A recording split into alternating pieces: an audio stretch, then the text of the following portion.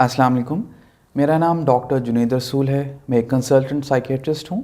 اور میں health republic سے وابستہ ہوں.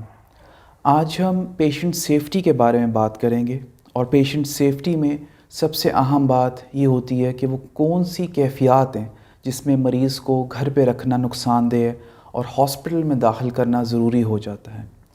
اس میں کچھ ذہنی بیماریاں ہیں، اس کو ہم ون بائی ون ڈسکس کرتے ہیں. سب سے پہلے اسکیزوفرینیا کی بیماری. اس بیماری میں انسان کو کانوں میں آوازیں آتی ہیں اور پیشنٹ لوگوں کو اپنے خلاف سمجھتا ہے، اور اس طرح کی کیفیت میں کئی دفعہ اپنے آپ کو نقصان پہنچانے کا رجحان ہوتا ہے اور دوسروں کو بھی نقصان پہنچانے کا رجحان ہو جاتا ہے. پیشنٹ غصے میں آتا ہے، اگریسو ہوتا ہے، دوسروں کو نقصان پہنچا سکتا ہے. تو اس کیفیت میں وقتی طور پر کچھ دنوں کے لیے علاج کی خاطر مریض کو داخل کرنا پڑتا ہے. اس کے علاوہ بائی پولر ڈس آرڈر میں جب سویئر ڈپریشن کی حالت ہو تو سوئسائڈل بیہیویئر ہو سکتا ہے، اس کیفیت میں داخل کراتے ہیں.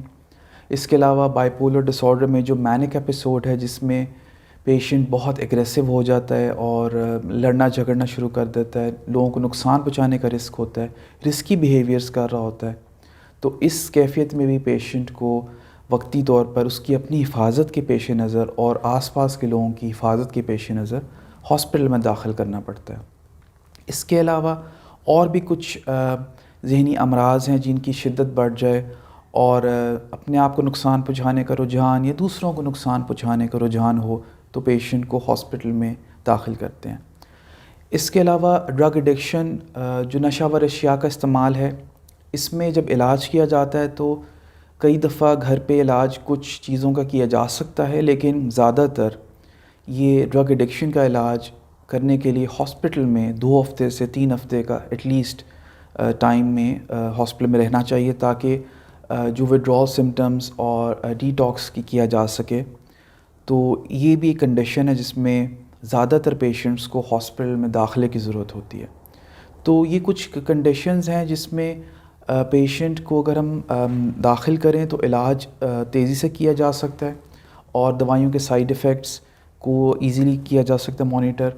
اور وہ کچھ عرصہ جس میں اپنے آپ کو نقصان پہنچانے کا رسک ہے، سوئسائڈل بیہیویئر، یا اتنا انسان اگریسو ہو بیماری کی وجہ سے کہ وہ اب دوسروں کو نقصان پہنچا سکتا ہو، ان دونوں کیفیات کو مینیج کرنے کے لیے ہاسپٹل میں ایڈمیشن کیا جاتا ہے. کچھ کیفیات ہیں